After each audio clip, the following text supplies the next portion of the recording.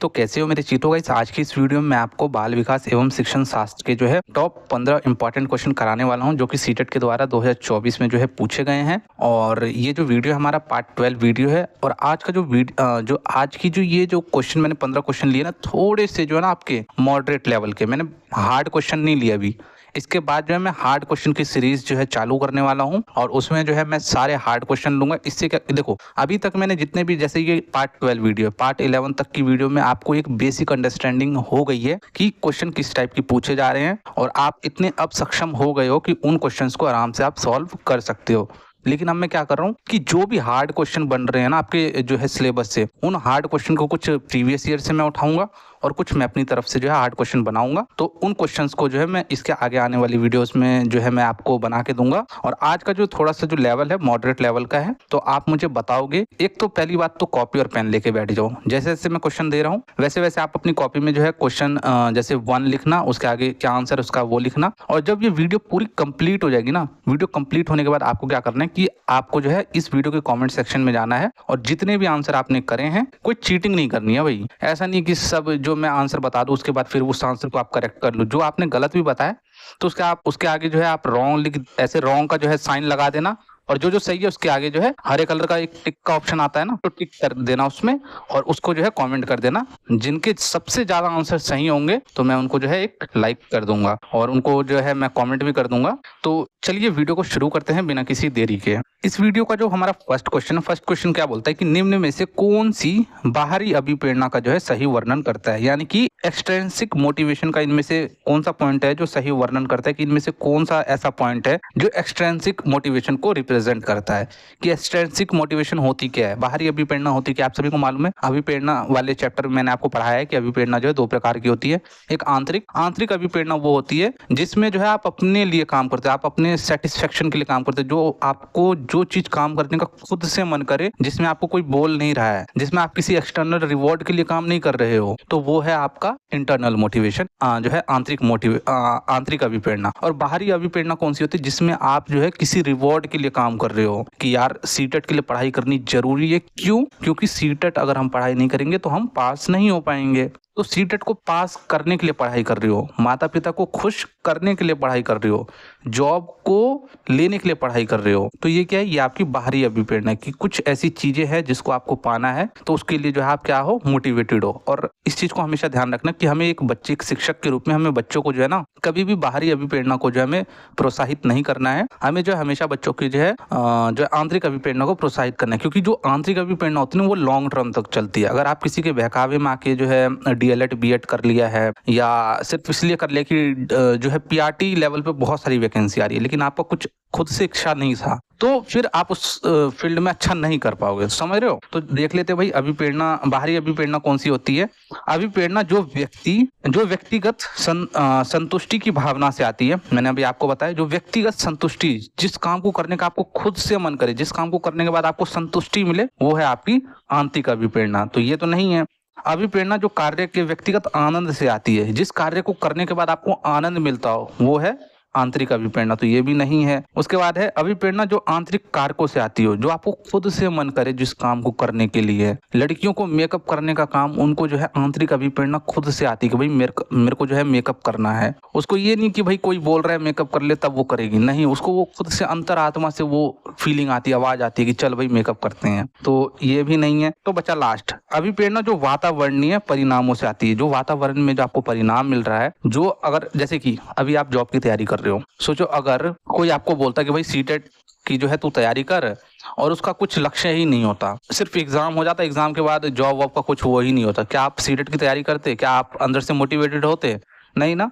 तो इसका correct answer 4th option है। तो समझ गए, इसका 4th ऑप्शन करेक्ट है। चलो भाई, आपने क्या जो है अपनी कॉपी में लिखा है वो आप मुझे जो है वीडियो के लास्ट में सारे कमेंट कर देना। उसके बाद है सेकंड नंबर का क्वेश्चन है अर्थपूर्ण अधिगम, यानी कि मीनिंगफुल लर्निंग जो है मुख्य रूप से किसके बारे में नहीं है। मीनिंगफुल लर्निंग इनमें से किसके बारे में नहीं है। तो ऐसे ही क्वेश्चन में जो है बच्चे नहीं वाले शब्द को पढ़ते ही नहीं है बच्चे, और बस आंसर लगा देते हैं। तो जब भी मैं कहता हूँ कि जो सीटेट का एग्जाम है बहुत ज्यादा टफ नहीं है, लेकिन इसके जो क्वेश्चन का जो जो घुमाने वाला जो प्रक्रिया होता है ना, वो काफ़ी ज़्यादा पेचीदा होता है, इसी में बच्चे फंस जाते हैं। तो आपको उस चक्र में नहीं फंसना, क्वेश्चन को अच्छे से पढ़ना है और फिर उसके पॉइंट्स को भी अच्छे से पढ़ना है। तो देख लेते हैं भाई किसके बारे में अर्थपूर्ण अधिगम नहीं है, नहीं पूछा है तो नहीं बताना है हमें। अवधारणाओं को समझना, किसी भी जो अंडरस्टैंडिंग, किसी भी कंसेप्ट को समझना, क्या ये नहीं है? ये तो बिल्कुल है। तो भाई ये तो है, तो लेकिन है तो नहीं पूछा, नहीं पूछा है ना। उसके बाद है ज्ञान का निर्माण करना। क्या अर्थपूर्ण अधिगम से हम बच्चों के ज्ञान का निर्माण करते हैं ना, मीनिंगफुल लर्निंग जब बच्चों को कराते हैं तो उससे क्या होता है, उनके ज्ञान का निर्माण होता है, ज्ञान का सर्जन होता है। तो ये तो है, तो इसमें नहीं बताना है हमें। कौशलों का विकास होता है, जो हम बच्चों को अभी जैसे अभी मैं आपको पढ़ा रहा हूँ, तो आपके क्या है, आपके कौशलों का विकास होगा, आप पेपर में अच्छे मार्क्स लाओगे। तो ये भी है। जानकारी को रटाना, सिर्फ रटाना ही जो है अर्थपूर्ण अधिगम का जो है क्या है, हिस्सा नहीं है, इसका मुख्य रूप नहीं है, इसका मुख्य उद्देश्य नहीं है। हमें किसी भी जानकारी को बच्चों को रटवाना नहीं है, बच्चों को जो है हमें अर्थपूर्ण अधिगम कराना है, और यही इसका करेक्ट आंसर है, फोर्थ ऑप्शन, क्योंकि नहीं पूछा है ना इसलिए। उसके बाद हमारा थर्ड क्वेश्चन है, विकास के संदर्भ में एक समय सीमा जिसमें एक व्यक्ति विशिष्ट उत्तेजनाओं के प्रति परिवर्धित संवेदनशील रखता है, जिसमें प्रभावी तरीके से कार्य करने के लिए विशेष कौशल विकसित करता है, वह जो है विकास की डैश अवधि कहलाती है। कौन सी अवधि कहलाती है, ये आपको मुझे बताना है। क्वेश्चन में मोटे मोटे तौर पर यही कहा गया है कि जो बच्चा होता है वो कौन सी अवधि में जो किसी भी चीज को बेहतर तरीके से सीख सकता है। अगर आप उसको सही इनपुट देते हो तो वो किसी भी चीज को तुरंत सीख जाता है। नॉम चॉम्स्की ने भी लैंग्वेज एक्विजिशन डिवाइस का कंसेप्ट दिया था कि भाई बच्चा जो है कोई भी चीज जो है बच्चे के अंदर जो एलईडी नाम की जो एक डिवाइस होती है, जो कि मतलब दिखाई नहीं देती है, और जो बच्चा है छोटी उम्र में जो है बहुत जल्दी किसी भी चीज़ को सीख जाता है। अगर अभी आपकी उम्र 24-25 साल है और कोई बच्चा आपका जो है मतलब 3-4 साल 5 साल का है, तो अगर आप उसको इंग्लिश का एनवायरनमेंट दोगे ना, 3-4 साल का जो आपका बच्चा है, तो वो इंग्लिश जल्दी सीख जाएगा आपके कंपेयर में। तो इसमें कौन सी अवधि है, उत्तेजक अवधि, स्टिमुलस नहीं भाई, स्टिमुलस अवधि तो नहीं है। इसकी जो है सुनिश्चित अवधि जो है, इस अवधि को हम कहते हैं, यानी कि क्रिटिकल पीरियड। एनकोडिंग की बात नहीं हो रही, इंसेंटिव पीरियड। बच्चे को सिर्फ प्रोत्साहित कर रहे हो कि हाँ भाई तुम कर सकते हो, यू कैन डू इट, और उसको कुछ एनवायरमेंट दे ही नहीं रहे हो, उसको कुछ बता ही नहीं रहे हो, तो फिर क्या वो सीख जाएगा? नहीं। तो इसका जो है सेकंड ऑप्शन करेक्ट है। उसके बाद फोर्थ क्वेश्चन जो है असर्शन एंड रीजनिंग है, शिक्षकों को छात्रों से दूरी बनाए रखनी चाहिए, क्या ये चीज़ सही है, ये आप मुझे बताओ। न्यू एजुकेशन पॉलिसी के अकॉर्डिंग ये चीज़ें सही है? नहीं है भाई, शिक्षकों को छात्रों से दूरी नहीं बनानी चाहिए, और अधिगम की प्राथमिक जिम्मेदारी जो है छात्रों पे डाल देनी। छात्रों में इतनी समझ है कि वो जो है अपने लिए जो है क्या सही है, क्या पढ़ना है, क्या नहीं, वो घर पे तो पढ़ते नहीं, वो स्कूल में क्या ही पढ़ेंगे। तो ऐसा हमें नहीं करना चाहिए, तो बिल्कुल गलत हो गया। अधिगम यानी कि पढ़ाई जो है एक लोकतांत्रिक वातावरण के बजाय, यानी कि जो बच्चे, लोकतांत्रिक वातावरण क्या होता है, जहाँ पे जो है जो बच्चा है अपने जो सवाल जवाब जो है टीचर से जो है बेझिझक पूछ सकता है बिना किसी डर के। तो ये लोकतांत्रिक वातावरण हुआ, के बजाय जो है एक एकाधिकार, यानी कि सिर्फ शिक्षक को जो एक अधिकार दे दो कि भाई जो तुम्हें कराना है, जैसे इसको कूट के पढ़ाना है, मार के पढ़ाना है, तुम्हारे ऊपर है, लेकिन ये पढ़ लेना चाहिए। क्या इस तरीके से बच्चा पढ़ सकता है? तो ये भी गलत है। तो दोनों ही गलत है, तो इसका फर्स्ट ऑप्शन ही सही है। पांचवा क्या है, सामाजिक संप्रेषण में चुनौतियां किसमें स्पष्ट होती है, यानी कि वो कौन सी अक्षमता होती है जिसमें जो है जो बंदे को जो है जो बीमारी से जो ग्रस्त होता है, उसको जो है कम्युनिकेशन करने में, दूसरों से जो है संवाद करने में जो है दिक्कत आती है। और इसमें जो है बेसिकली जो है ये विकासात्मक विकार है, यानी कि डेवलपमेंटल डिसऑर्डर है। इसमें जो बंदे को ना दूसरों से बात करने में जो है मतलब बात नहीं कर पाएगा, उसके बाद कई बार जो है नजरें नहीं मिला पाते हैं, और इसमें जो है बंदा जो है मतलब जो इस बीमारी से ग्रसित होता है, वो आपको बीमारी बताना है। इसमें जो व्यक्ति होता है वो जो है अकेले रहना बहुत ज़्यादा पसंद करता है। क्या मस्तिष्क पक्षपात में, यानी कि सेरिब्रल पाल्सी में, ये आप अच्छे से समझ जाओगे। जो मैंने अक्षमता के प्रकार वाले वीडियोस बनाए हैं उसमें अच्छे से मैंने क्लासेस ली है। क्या सेरिब्रल पाल्सी में? नहीं जी। स्वलीन क्रम विकार में, यानी कि ऑटिज्म स्पेक्ट्रम डिसऑर्डर ASD में? बिल्कुल। इसी में जो व्यक्ति होता है ना, वो दूसरों से जो है नजरें नहीं मिला पाता है, दूसरों से कम्युनिकेशन अच्छे से नहीं कर पाता है, उसको जो है अकेले रहना पसंद है। तो इसी में जो है व्यक्ति में ये सारी सामाजिक संप्रेषण करने में जो है चुनौतियां हमें देखने को मिलती है। ठीक है, लर्निंग डिसेबिलिटी में नहीं होता है, इसमें भी नहीं होता है। पांचवा नंबर का क्वेश्चन क्या है, निम्नलिखित में से कौन सा कथन विकास के प्रोक्सिमोडिस्टल, कई बार ऐसे भी देख रहे हो जैसे मतलब बिल्कुल ही ट्रांसलेट ही कर देता है प्रोक्सिमोडिस्टल सिद्धांत का प्रतिनिधित्व करता है, यानी कि इनमें से जो है कौन सा प्रोक्सिमोडिस्टल, जो मैंने दिशा के 2 नियम बताए थे, एक प्रोक्सिमोडिस्टल एक सेफेलोकॉर्डल, तो इनमें से कौन सा जो है इनका जो सिद्धांत का प्रतिनिधित्व करता है, ये बताना है आपको। एक जैसे जुड़वे 2 भिन्न भिन्न संस्कृतियों में रहने रहते हैं, जो एक जैसे जो दो जुड़वे बच्चे होते हैं वो दो भिन्न भिन्न संस्कृतियों में रहते हैं, अलग अलग गति से जो है विकसित हो सकते हैं। क्या ये इस चीज का प्रतिनिधित्व करता है, आप मुझे बताओ। तो भाई ऐसा तो कुछ इसमें हमें सिद्धांत में हमें देखने को मिला नहीं। जब मैंने आपको विकास का सिद्धांत पढ़ाया तो टोटल उसमें 12 से 13 सिद्धांत पढ़ाए थे मैंने आपको। तो उसमें मैंने आपको प्रोक्सिमो डिस्टल का भी स्पेसिफिक बताया था। उसमें क्या बताया था कि जो बच्चा जो है ना वो क्या करता है कि उसका जो विकास किस तरीके से होता है। उसका विकास जो है सूक्ष्म गतिक विकास होने से पहले जो है उसका जो है स्थूल गतिक विकास होता है। यानी कि बच्चे का जो विकास है सेंटर टू पेरिफेरी होता है। यानी कि पहले वो लिखने से पहले वो क्या करेगा, वो पहले जो है उसके जो है शोल्डर का विकास होगा और सेंटर के पार्ट का विकास होगा। ऐसा नहीं है कि वो चल पा नहीं रहा है और जो है मतलब वो भागना शुरू कर दे, ऐसा पॉसिबल है नहीं। लिख पा नहीं रहा है वो और वो जो है क्या कर रहा है ड्राइंग करना चालू कर दे, ऐसा पॉसिबल है नहीं। तो इसमें सेकंड ऑप्शन में क्या बताया, बच्चे में गेंद फेंकने की क्षमता पहले आती है और फिर धागे में मन के पिरोने की, यानी कि धागे में सुई में धागे पिरोने की। तो यही इसका करेक्ट आंसर है। मैंने आपको बताया भी था कि जो बच्चे होते हैं ना वो हमेशा जो है gross to fine motor skill जाते हैं। यानी कि ग्रॉस का मतलब स्थूल गतिक से सूक्ष्म गतिक की ओर बच्चे का जो है विकास होता है। पहले बच्चे की बड़ी मांसपेशियों का विकास होता है, उसके बाद जो है छोटी मांसपेशियों का विकास होता है। छोटी मांसपेशियां प्रोक्सिमो डिस्टल में आती है और बड़ी मांसपेशियां सेफेलोकॉर्डल में आती है। ठीक है, उसके बाद 7 नंबर का क्वेश्चन है, अच्छे समस्या समाधानकर्ता बनने में विद्यार्थियों की सहायता करने के लिए एक शिक्षक को निम्नलिखित में से किस प्रक्रिया पर बल देना चाहिए। यानी कि जो एक शिक्षक होती है ना या एक शिक्षक होता है तो उसको जो है वो कौन सी प्रक्रिया है जिस पे बहुत ज्यादा बल देना चाहिए, जिससे कि जो बच्चे जो है ना वो एक अच्छे प्रॉब्लम सॉल्वर बने। प्रॉब्लम सॉल्वर का मतलब है कि बच्चे के सामने किसी भी प्रकार की समस्या है ना तो होपलेस ना हो जाए, उस समस्या का जो है समाधान वो डट के करे और अच्छे से करे। तो ऐसी कौन सी जो है प्रक्रिया जिस पे बल देना चाहिए, देख लो भाई 4 प्रक्रियाएं दे रखी है, इसमें एक प्रक्रिया बिल्कुल सही होगी। समस्या को एक विशेष निश्चित तरीके से हल करना, यानी कि कोई भी प्रॉब्लम आई उसका जो पहले से निर्धारित कोई भी चीज है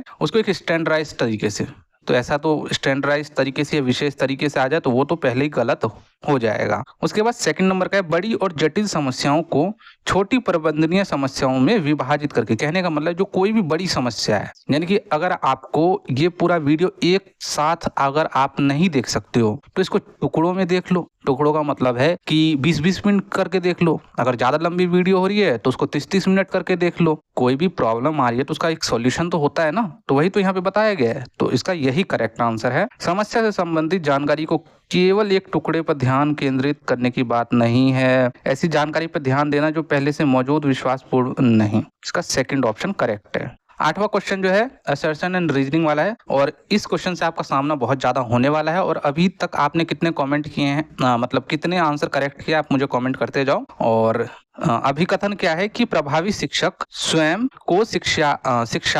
शिक्षार्थियों के दैनिक जीवन और उनकी सामाजिक सांस्कृतिक पृष्ठभूमि से परिचित कराते हैं। जो प्रभावी शिक्षक होते हैं, तो बिल्कुल ये तो सही आंसर है। जो शिक्षक होते हैं वे स्वयं को क्या करते हैं, बच्चों के दैनिक जीवन से, उनके सामाजिक सांस्कृतिक पृष्ठभूमि से, जिस भी पृष्ठभूमि से आते उनको क्या करते हैं, इंट्रोड्यूस कराते हैं। तो बिल्कुल ये तो सही और एक शिक्षक को करना भी चाहिए। इसका कारण क्या बताया गया है, अधिगम एक सामाजिक संदर्भ में होता है। बिल्कुल अधिगम ले लो या बच्चे का जो विकास है, जैसे कि वाइगोस्की साहब भी कहते हैं कि जो बच्चे का जो संज्ञानात्मक विकास है ना वो हमारा जो है किसमें संभव है, वो सामाजिक संदर्भ में। उसी प्रकार से जो अधिगम भी है ना, कहाँ गया अधिगम भी जो है ना वो एक सामाजिक संदर्भ में ही जो है होता है। तो इसका ये भी करेक्ट है और ये भी करेक्ट है। क्या दोनों में जो है रिलेशन बन रहा है, तो दोनों में बिल्कुल रिलेशन भी बन रहा है। तो इसका जो है सेकंड ऑप्शन सही है, यानी कि ए और आर दोनों सही है और आर ए की सही व्याख्या भी करता है। इस तरीके से आपको जो ऐसे क्वेश्चन को सॉल्व करना होगा। उसके बाद नेक्स्ट क्वेश्चन है, लॉरेंस कोलबर्ग ने तर्क दिया कि, क्या तर्क दिया था लॉरेंस कोलबर्ग ने, एक मनोवैज्ञानिक थे, आप सभी को मालूम है। तो लॉरेंस कोलबर्ग ने क्या तर्क दिया था कि बच्चों के नैतिक तर्क में सांस्कृतिक अंतर होते हैं। क्या ये तर्क दिया था? नैतिक विकास क्रमिक चरणों में होता है। क्या ये तर्क दिया था? बच्चों के नैतिक तर्क में लिंग भेद होते हैं। ऐसा तो कुछ बोला ही नहीं। बच्चों में नैतिक विकास निरंतर रूप से होता है, यानी कि moral development in children occur in continuous manner, लगातार तरीके से होता है। तो क्या ये बोला था? अब मुझे आप इसका आंसर कमेंट करो क्या बोला था। तो इसका जो करेक्ट आंसर है, इसका करेक्ट आंसर सेकंड ऑप्शन है, यानी कि नैतिक विकास क्रमिक चरणों में होता है। जैसे कि मैंने आपको इसके प्रॉपर चरण बताए थे, 3 स्तर के भी जो है, फिर 2-2 चरण, 6 चरण मैंने आपको बताए थे। तो जो है सारे चरणों में, तो वो सभी चरण आप मुझे कमेंट करोगे। अभी बताने का समय नहीं है कि मैं जो है आपको वो सारे चरण एक्सप्लेन करूं, क्योंकि वैसे भी समझ नहीं आएगा अभी। वैसे अगर वो सारी चीजें मैंने थ्योरी में करा रखी तो फिर यहाँ कराने का क्या ही मतलब है। तो इसका सेकंड ऑप्शन सही है। उसके बाद 10वां क्वेश्चन क्या बोलता है, जब बच्चे डैश अनुभव करते हैं तो बेहतर रूप से सीखते हैं।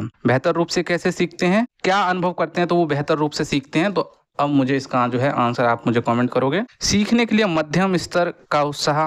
अब मुझे पता है कई कई बच्चे ऐसे होंगे जो मध्यम स्तर का जो उत्साह देखते ही जो है वो इसको कट कर देंगे। लेकिन मैंने क्या बोला, आपको सभी पॉइंट्स को अच्छे से पढ़ना है। पॉइंट्स को पढ़ने के बाद आपको डिसाइड करना है कि कौन सा पॉइंट होगा, कौन सा नहीं होगा। उसके बाद क्या पता ये भी हो सकता है, देखते हैं।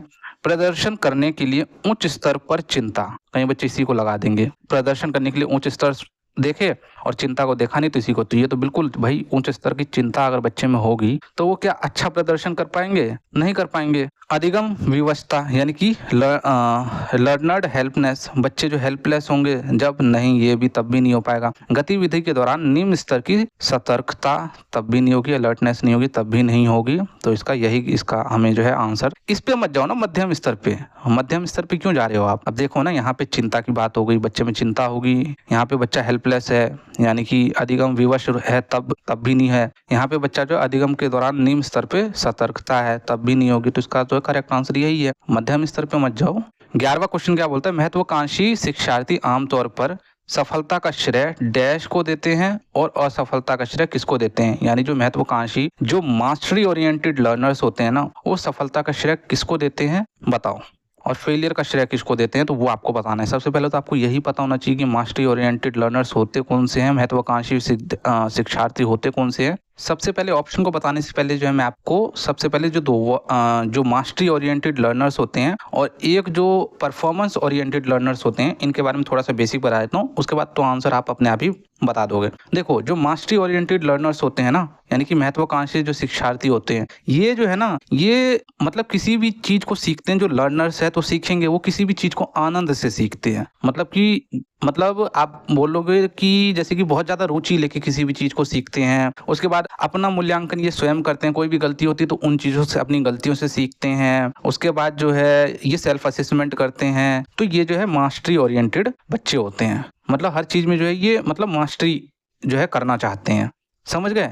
एक होता है परफॉर्मेंस ओरिएंटेड बच्चे हैं। परफॉर्मेंस ओरिएंटेड बच्चे कौन से होते हैं, ये सिर्फ अंक लाने पे जो है जोर रखते हैं। किसको क्लास में, इससे क्लास में कैसे आगे बढ़ जाऊं, या फिर जो है अच्छे अंक, इस जैसे कि कोई भी टॉपर है तो टॉपर को कैसे बीट करूं, टॉपर से अच्छे अंक कैसे लेके आऊं। बेसिकली मार्क्स ग्रेड पे ज्यादा ये फोकस करते हैं और दिखावा ज्यादा करते हैं। हवाबाजी इनमें ज्यादा होती है और किसी भी चीज में ये मास्टरी नहीं करना चाहते। बस सोचते हैं कि बस ये जैसे तैसे हो जाए, पास हो जाए, सीटेट जैसे तैसे पास हो जाए। तो जो ये सोच रहे हैं कि सीटेट जैसे तैसे करके 90 नंबर ले आऊं, 82 नंबर ले आऊं, तो वो बच्चे कौन से, वो परफॉर्मेंस ओरिएंटेड लर्नर्स हैं। डीएसएसबी के लिए, केवीएस के लिए भी पढ़ाई करनी है तो किसी भी चीज को डिटेल में अच्छे से पढ़ाई करते हैं, वो होते हैं मास्टरी ओरिएंटेड लर्नर्स। तो अब आप मुझे बताओ कि आपको दोनों समझ में आ गया। अब चलो इसका जो है आंसर देते हैं। महत्वाकांक्षी शिक्षार्थी कौन से होते हैं और ये जो अपनी सफलता का श्रेय होता है ये किसको देते हैं, सफलता का जो क्रेडिट होता है ये किसको देते हैं, चलिए जानते हैं। योग्यता और कोशिश और खराब किस्मत को नहीं। असफलता खराब किस्मत की बात नहीं करते हैं, ये किस्मत की बात जो है ये परफॉर्मेंस ओरिएंटेड वाले बच्चे करते हैं। योग्यता और अच्छी किस्मत को और निम्न योग्यता को, इसकी भी जो है बात नहीं करते हैं। योग्यता और कोशिश को, तो हाँ भाई, योग्यता और कोशिश को जो महत्वाकांक्षी जो मास्टरी ओरिएंटेड बच्चे होते हैं, आमतौर पे जो देखो, अगर उन्होंने अच्छे अंक लाए हैं तो वो अपनी किसको श्रेय देंगे, वो बोलेंगे कि हाँ भाई मैंने मेहनत की थी, तो मैंने कोशिश किया था, मैंने मेहनत किया था, तो उसको श्रेय देंगे। और असफलता के लिए किसको श्रेय देते हैं, वो अपर्याप्त कोशिश को, कि वो ये नेगेटिव नहीं बोलेंगे यार मेरी किस्मत ही खराब थी, या मेरे इस मास्टर ने जो है ये चेक कर लिया, मतलब टाइट हाथों से चेक किया है, या मैडम को मेरे से दुश्मनी थी। ये सभी जो है परफॉर्मेंस ओरिएंटेड वाले बच्चे बोलेंगे। लेकिन मास्टरी ओरिएंटेड वाले बोलेंगे कि भाई वो अपनी गलतियों को एक्सेप्ट कर लेंगे। ठीक है भाई, मेरी अगर परफॉर्मेंस खराब थी तो मेरी प्रिपरेशन अच्छे से नहीं हो रखी थी, तो वो ऐसा कुछ बोलेंगे। लेकिन जो परफॉर्मेंस ओरिएंटेड बच्चे होंगे बोलेंगे यार ये टीचर ही खराब थी, ये टीचर को मेरे से से दुश्मनी थी।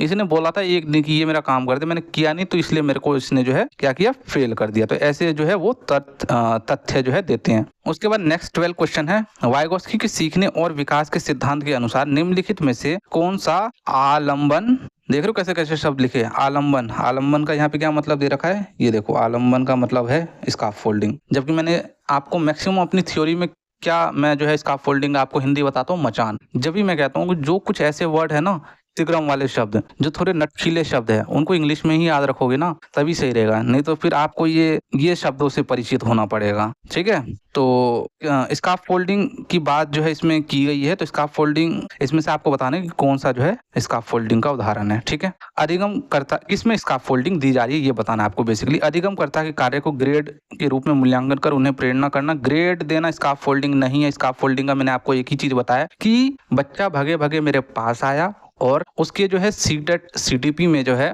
में जो है उसके जो है 15 मार्क्स आ रहे थे।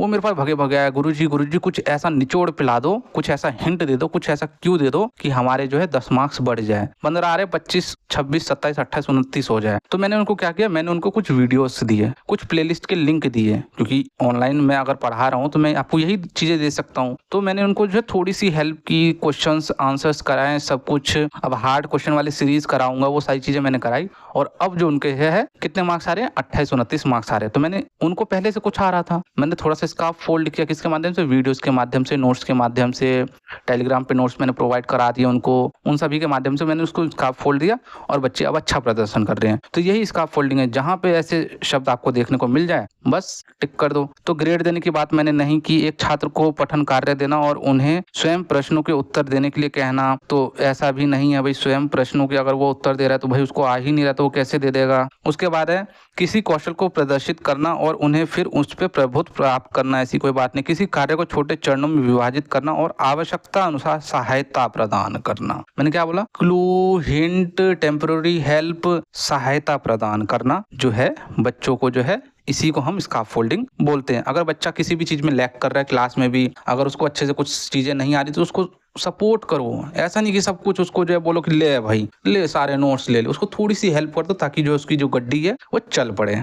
उसके बाद 13 नंबर का क्वेश्चन क्या बोलता है कि वाइगोस्की के अनुसार बच्चे स्वयं से बात करते हैं, तो वो स्वयं से जो बात करते हैं वो क्यों करते हैं। तो इसके ऑप्शन देख रहे हो, आत्म सुदृढ़ीकरण प्रदान करने के लिए, यानी कि सेल्फ रीइंफोर्समेंट, सुदृढ़ीकरण प्रदान करने के लिए जब वयस्क उन्हें अनदेखा कर रहे हो, यानी कि to provide self reinforcement when adults are ignoring them. ऐसी कोई बात नहीं है भैया। मैंने इसमें भी आपको एक ही चीज बताया था कि जो बच्चे जो है जब वो आपस में अपने से बात करते हैं ना, वो जब प्राइवेट स्पीच करते हैं ना, तो वो अपने आप को सेल्फ रेगुलेट करने के लिए ऐसा करते हैं, अपने आप को नियंत्रित करने के लिए, आत्म नियंत्रित करने के लिए ऐसा करते हैं। तो जहां भी ये वर्ड दिख जाए वहां टिक कर दो, यही इसका एक अच्छा तरीका है। सेकेंड ऑप्शन है क्योंकि वे आत्म केंद्रित होते हैं, यानी कि ईगोसेंट्रिक होते हैं, यानी कि उनको एक ही, किसी भी पक्ष का एक ही चीज दिख रहा है। मतलब ईगोसेंट्रिक का मतलब होता है कि मतलब जिद्दी होते हैं, इसलिए जिद्दी का तो कुछ यहाँ पे बात ही नहीं हुआ है। उसके बाद है थर्ड में है क्योंकि उनकी सोच अव्यवस्थित, यानी कि क्या होती है, इलॉजिकल होती है। नहीं भाई, ये तीनों ही ऑप्शन गलत है। फोर्थ ऑप्शन क्या होता है, विचार और आत्म नियमन में सहायता के लिए, यानी कि to aid thought and for self regulation. मैंने क्या बोला आपको, वो अपने आप को स्वयं नियंत्रित के लिए, आत्म नियंत्रित करने के लिए जो है ऐसा वो करते हैं। जैसे कि आपने भी कई बार देखा होगा बच्चे आपस में बोलते हैं, आपस में नहीं वो अकेले में बोलते हैं। जैसे मतलब कोई नहीं भी होता ना तो वो बोलते हैं कि अरे यार ये गुड़िया को एक काम करती हूँ। जैसे आप भी ऐसे बोलते होंगे, ऐसी कोई बात नहीं है कि जैसे मतलब कोई नहीं है तो आप जैसे पढ़ाई करने के लिए बैठे तो आप क्या बोलते हो, मुंह से मतलब बोलते हो ना कि एक काम करती हूँ या एक काम करता हूँ, आज जो है फटाफट CDP को निपटा लेते हैं और जो PYQs करा रहे हैं सर उनको निपटा लेते हैं। तो ऐसे करके बोलते हो ना, मतलब अपने आप को सेल्फ रेगुलेट कर रहे हो ना, तो वही तो बच्चा भी कर रहा है। तो इसका फोर्थ ऑप्शन सही है। 14 नंबर का क्वेश्चन क्या बोलता है कि कोलबर्ग के नैतिक विकास के किस चरण में व्यक्ति का जो है नैतिक व्यवहार मुख्य रूप से मानसिकता पर निर्भर करता है कि लोग मेरे बारे में क्या सोचते हैं, यानी कि लोग मेरे बारे में क्या सोचते हैं, क्या सोच रहे हैं, क्या सोचेंगे। तो ये कौन से जो है आप जो है चरण में जो है कोलबर्ग के नैतिक विकास के चरण में मैंने आपको कितने चरण बताए, टोटल 6 चरण बताएं और 3 स्तर बताएं। प्रत्येक स्तर के 2-2 चरण बताएं तो आप इसका आंसर आप मुझे बताओगे। एक होता है गैर पारंपरिक। गैर पारंपरिक कुछ नहीं होता है, ये खाली जो है आपको उल्लू बनाने के लिए जो है एग्जामिनर ने पॉइंट डाल दिया है, इसका कोई मतलब नहीं है। एक होता है प्री कन्वेंशनल, कन्वेंशनल और पोस्ट कन्वेंशनल। पोस्ट कन्वेंशनल भी कुछ नहीं होता है। तो सबसे पहले हमने 2 पॉइंट टर्मिनेट कर दिए, पहला पॉइंट और ये पॉइंट दोनों टर्मिनेट कर दिए, दोनों ही कुछ कुछ नहीं होते हैं। अब बचे हमारे पास पूर्व पारंपरिक और पारंपरिक। पूर्व पारंपरिक में क्या होता है कि प्री कन्वेंशनल में जो बच्चा होता है ना, ये जो है प्री कन्वेंशनल पियाजे की थ्योरी में हमें देखने को मिलता है, यानी कि पियाजे की थ्योरी का सेकंड स्टेज यानी कि पूर्व पारंपरिक स्तर है। तो ये तो नहीं होगा, अगर आपने पियाजे की थ्योरी अच्छे से पढ़ रखी है तो आप तुरंत एलिमिनेट कर दोगे। अब बचा पारंपरिक। कन्वेंशनल लेवल में ही बच्चा ऐसा सोचता है कि लोग मेरे बारे में क्या सोचते हैं, सिंपल सी बात है। तो इस तरीके से अगर आप क्वेश्चन में जो पॉइंट्स दे रखे हैं ना, ऑप्शन दे रखे, उसको अगर एलिमिनेट करना चालू करते हो ना, तो आपको ना आंसर देने में और आसानी होगी। 15वें नंबर का क्वेश्चन देख लेते हैं, और ये लास्ट क्वेश्चन इस वीडियो का, और उसके बाद आप मुझे स्कोर बताओगे क्या स्कोर रहा आपका। बच्चे अक्सर अपने आसपास की घटनाओं को अपनी व्याख्या लेकर आते हैं, अपने घटनाओं को अपनी व्याख्या लेकर आते हैं। बारिश क्यों होती है और पूछे जाने पर सिया कहती है, भगवान अपने कंधे पे पानी की जो है बाल्टी ढोकर थक चुके थे, ऐसी व्यवस्थाएं, ऐसी व्याख्याएं। यानी कि एक सिया नाम की एक छोटी सी प्यारी सी नन्ही सी मुन्नी सी बच्ची थी, उससे पूछा गया, टीचर ने पूछा कि भाई बारिश क्यों होती है। तो बच्चे मतलब आप जो मतलब आपने भी देखा होगा कि हमारे समाज में जो हमारी दादा दादी थे वो मतलब इलॉजिकल जो है तथ्य हमें देते, जिसका मतलब दूर दूर तक कोई नाता नहीं होता था। तो बच्चे वही चीजें सीखते हैं। तो इसी प्रकार से जो है सिया अपने स्कूल गई और स्कूल में उसके टीचर ने पूछा हो कि भाई बेटा सिया बताओ आज बारिश मतलब बारिश क्यों होती है। तो उसने बताया कि मैडम बारिश तो इसलिए होती है क्योंकि भगवान जी ना वो अपने ना मतलब कंधे पे ना क्या करते हैं, पानी की बाल्टी लेकर जाते हैं, और वो जब थक जाते हैं तो फिर क्या होती है, बारिश हो जाती है। तो ऐसी इलॉजिकल चीजें जो बच्चे बोलते हैं। तो ऐसा नहीं है कि ऐसा बोले तो उसको दबा के खींच के मारो, खींच के नहीं मारना। ये चीजें बहुत प्यारी सी होती है। तो इसमें हमें जो है ऐसी व्याख्या क्या होती है वो देख लेते हैं। ऑप्शन में स्पष्ट करती है कि बच्चे तर्क करने में सक्षम नहीं है। क्या ये चीजें, ये ऑप्शंस ठीक है कि बच्चा तर्क नहीं कर पा रहे। बच्चा तर्क कर रहा है जब ही ना, बच्चे ने ये तर्क किया कि भाई भगवान जी जो है बाल्टी लेके थक गए थे, तो फिर वो उन्होंने गिरा दी बाल्टी और फिर बारिश हो गई। तो तर्क तो कर रहा है बच्चा, तो ये तो नहीं होगा। साबित करती है कि बच्चे की सोच वयस्क की तुलना में मात्रात्मक रूप से बहुत कम है। ऐसी कोई बात नहीं है, यहाँ पे ऐसी कोई बात की ही नहीं गई है। उसके बाद है संकेत देती है कि बच्चे ने अपने सांस्कृतिक परिप्रेक्ष्य के अनुरूप सहज समझ होती है, जिससे वह घटनाओं को समझने की कोशिश करती है। यही इसका सही आंसर है कि जो उसको बताएंगे बड़े बुजुर्ग, जो उसको बताएंगे वही तो भाई आगे वो ट्रांसफर करेगी ना। अब सोचो अगर उसको भगवान शब्द ही ना बताया होता किसी ने, तो वो क्या इस चीज का प्रयोग करती, किसी ने तो बताया होगा उसको। तो एक पेरेंट्स के रूप में अगर आप हो या एक टीचर हो तो ऐसी इलॉजिकल बातें बच्चों के सामने मत किया करो, क्योंकि वो फिर उसको जो है कहीं ना कहीं यूज करते हैं, क्योंकि बच्चे में जो है मतलब इतना जो है वो तर्क वितर्क नहीं कर पाते हैं। तो ऐसी बातें मत किया करो। तो समझ गए, इसका थर्ड ऑप्शन करेक्ट है, और ये तो गलत ही है। आज की वीडियो में इतना ही। जितने भी नोट्स हैं हमारे टेलीग्राम पे जाना, स्टडी एरिया क्लास, वहाँ पे मैंने सारे नोट्स पिन कर रखे हैं, और बहुत जल्द जो है हम आपको जो है एक पूरी ई बुक हम प्रोवाइड कराने वाले हैं CTET CDP की। तो आज की वीडियो में इतना ही। जय हिंद, जय भारत।